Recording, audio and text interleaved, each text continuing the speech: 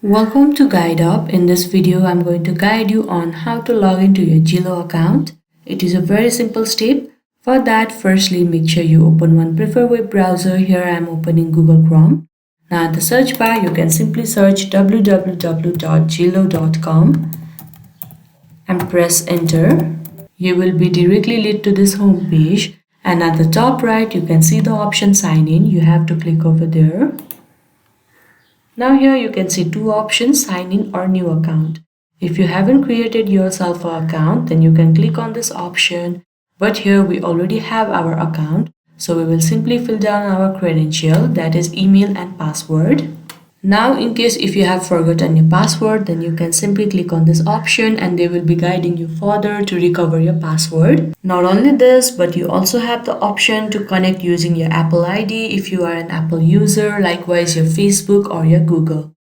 Now, after you are done entering your credential, you can simply click on sign in and you will be successfully signed in or logged into your Zillow account. I hope you found this video helpful. Don't forget to like this video and subscribe our channel Guide Up. Thank you.